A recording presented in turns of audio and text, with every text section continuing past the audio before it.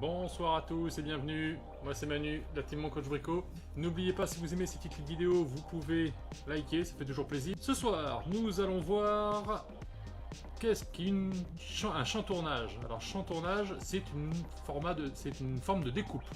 Alors on utilise une scie à chantourner, qui est une grosse bébête. Voilà à quoi ça ressemble une scie à chantourner. Alors en fait, c'est ni plus ni moins qu'une scie avec une toute petite lame, une lame très très fine, avec un bras qui passe par-dessus une table, la table est ici, ce qui permet de pouvoir passer les pièces et pouvoir faire tourner la pièce autour de cette lame. La lame, c'est votre axe, et vous faites tourner votre pièce autour pour pouvoir faire vos découpes, ce qu'on appelle de forme à façon. Chantournage, c'est ça en fait, c'est de façon à faire de petites découpes. Alors on va pas découper du panneau de contreplaqué, hein. C'est pas le principe, hein. On va pas déligner des panneaux, mais par contre ça permet de faire plein de petites choses, que ce soit de la marqueterie, vous savez, toutes ces petites pièces qui sont ensuite accolées les unes aux autres pour former une forme, un tableau, ce que l'on souhaite.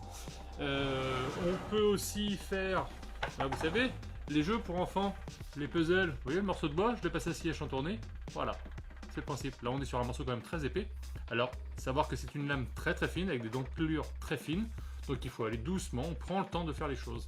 Mais par contre ça permet de faire des formes, vraiment tout ce que l'on veut, quoi. Des formes convexes, concaves, des arrondis, des angles bruts, des angles saillants, des angles rentrants. Voilà, c'est le principe de la scie à chantourner. L'avantage c'est qu'on est positionné sur un plateau, comme ceci, ça c'est une soufflette pour pouvoir voir ce que l'on fait. La lame, la dentelure elle vient se positionner face à vous, donc là face à moi. Donc les dentelures, les lames c'est très très fin, alors ça va du gros au fin. Alors quand je vous dis gros, je me comprends, hein. Un des plus gros c'est ça. Vous voyez, ça reste des lames par rapport à mon doigt, ça reste très fin. Donc vous avez de la dentelure relativement épaisse, et les dentelures on va les affiner en fonction de ce que l'on veut découper. Notamment plus la paroi est fine, plus on va pouvoir faire de la ciselure, plus que de la découpe brutale. Donc après vous avez des dents, hop, encore un petit peu plus fines. Donc je vous fais voir par rapport au premier, tac, tac, et on va finir par des lames qui sont, on n'est pas à la tête d'aiguille, mais quasiment. Je vais vous en sortir une, si j'arrive à la sortir évidemment. Donc là, je vais vous faire voir, pour ma part, les lames les plus fines que j'ai. Alors, il existe encore plus fin, hein. Mais là, on est pas loin quand même de la limite. Voilà la lame la plus grosse, voilà la lame la plus fine. Donc vous voyez, c'est vraiment, on est sur la tête d'épingle, hein. Quand on l'a de face, c'est vraiment un fil, et de profil, c'est pas beaucoup plus gros, hein. C'est quelque chose de très très fin. L'avantage c'est que plus c'est fin, alors plus on met une lame fine, plus il faut que la paroi de bois soit fine, c'est notamment pour de la marqueterie. Alors quand je vous dis la paroi fine, avec une lame un petit peu épaisse, on peut découper sur du morceau épais comme ça. Sur de la lame médium, on peut découper du contreplaqué, même des panneaux de bois, du hêtre, ce genre de choses, tant que c'est pas trop épais. Et pour les lames les plus fines, c'est vraiment du bois de marqueterie, donc vous voyez, c'est du bois, c'est de la feuille de bois en fait, c'est très souple, hein. On peut le tordre un petit peu dans tous les sens, c'est une flèche. Alors, quand un bois a la possibilité de se fléchir, on appelle ça la flèche, ce qui permet de calculer la densité du bois et savoir à quelle courbe on va pouvoir le plier. Donc quand le bois est très fin avec une flèche très forte, c'est là où on va utiliser les lames qui sont très très fines, qui sont comme des dés à coudre, hein. Comme des têtes d'épingle, pardon. Alors il faut savoir une chose, c'est qu'il existe deux types de fixation de lames.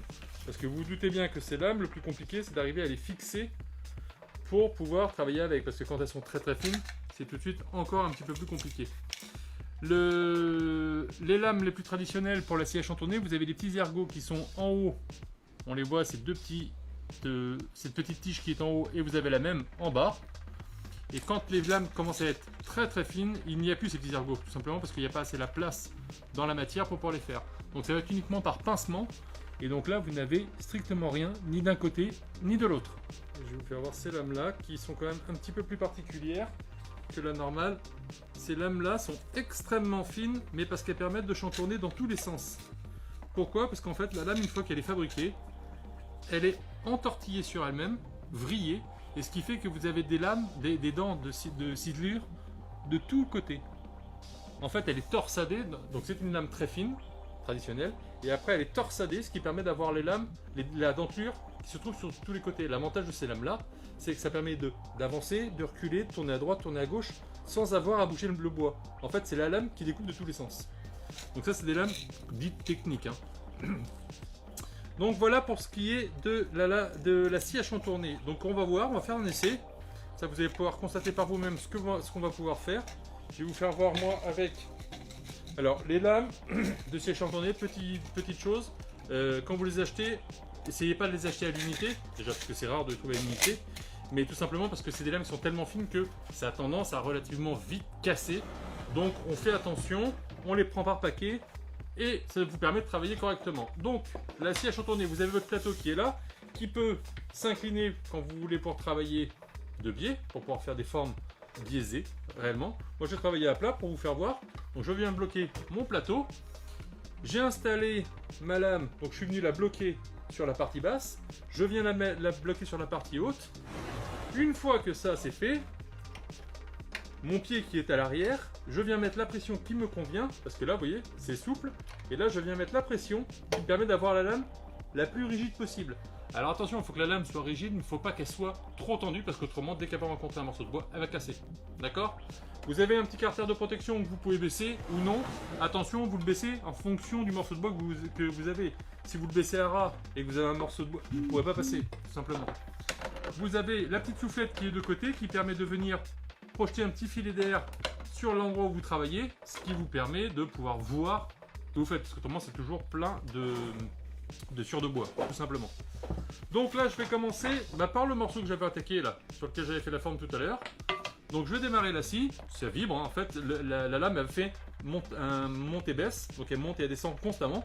Et vous allez apporter votre morceau de bois et gentiment on vient, il ne faut pas y aller brutalement parce qu'autrement la lame elle est tellement fine que vous la tordez et elle casse automatiquement.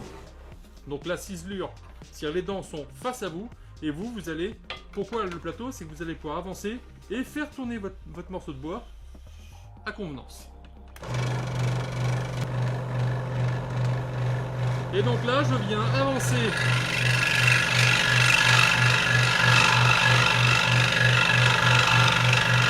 mon morceau de bois. Ça avance très doucement, hein. Et là, je vais faire tourner mon morceau de bois sur lui-même, ce qui va me permettre de prendre mon virage. Alors c'est avec ça qu'on fait les pièces de puzzle, quand on fait des puzzles en bois. Les jouets en bois pour enfants aussi.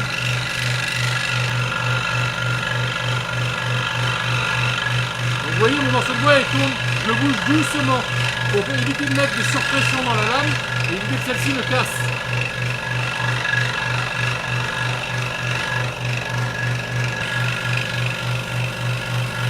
Donc là mon morceau je vais faire un tour complet, ce qui va me permettre de faire ma boucle.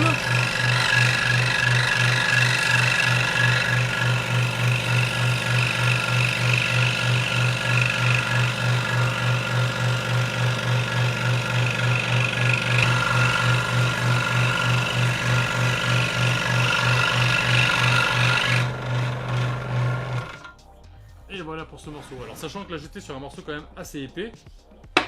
Une fois que je l'ai dépoussiéré, et ben ma découpe, je peux pas la sortir, elle est uniquement à coulisser. C'est génial, hein. L'avantage c'est que ça vous permet de faire des formes très arrondies. Donc comme vous avez pu le voir, mon morceau de bois en fait, c'est pas ma lame qui avance vers mon morceau de bois, ma lame elle est fixe et c'est mon morceau de bois que je vais venir avancer et que je vais venir tourner, avancer, reculer. Je vais venir faire une encoche, reculer en marche arrière pour pouvoir reprendre de l'autre sens et pouvoir venir faire une forme pointue, tout ce que j'ai besoin. Et donc quand je fais mes arrondis, là j'ai une découpe qui est propre, qui est nette, quasiment pas à ébavurer. Et l'avantage c'est que ça me permet de faire mes pièces de puzzle. Donc là mon morceau il est emprisonné, tout simplement. Donc là j'étais sur un morceau de bois assez épais. Donc si je passe sur un petit morceau de contreplaqué, tout de suite on va pouvoir aller un petit peu plus vite. C'est jamais un outil qu'on utilise rapidement, hein, mais parce que je descends en dimension.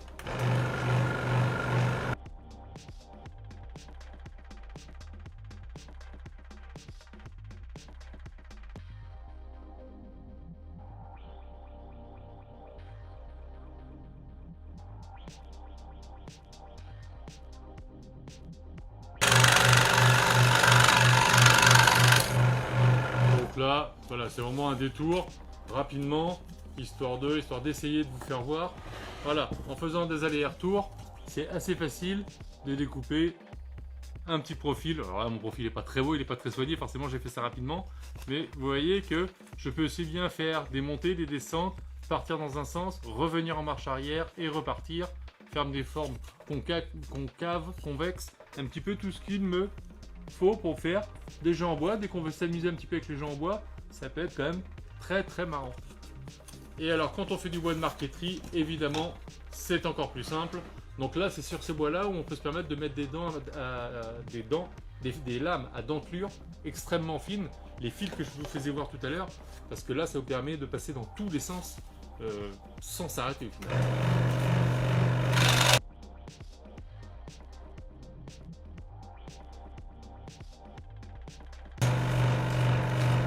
Je découpe ma forme première et après, je viens la fignoler.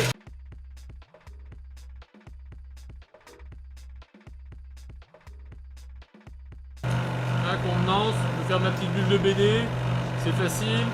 Si je veux rentrer dedans pour refaire autre chose,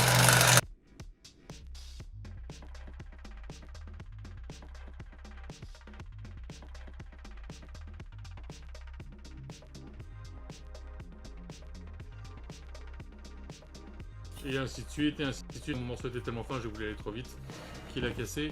Mais là, je fais mes découpes vraiment à convenance, sachant que c'est réellement du bois. Hein.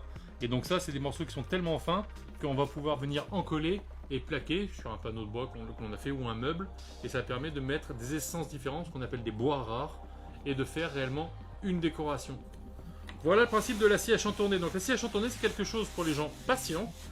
C'est souvent utilisé par les gens qui veulent faire des jeux en bois, qui veulent se mettre aux jeux en bois, ou des tableaux en bois, de la marqueterie, de l'habillage de mobilier.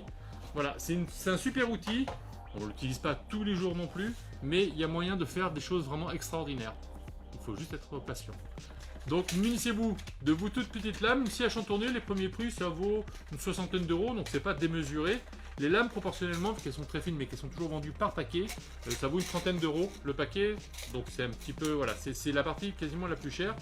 Et vous pouvez attaquer dans quasiment n'importe quel bois. Alors forcément, une lame de chêne de 2 cm d'épaisseur, de 50 ans de séchage, si à chantourner vous oubliez, la lame va casser parce que le bois est vraiment très dur. Mais pour tout ce qui est bois frais, tendre ou même bois mi-dur, ça passe, comme dirait ma fille, Nicole Crème. Ah ciao ciao les petits clous!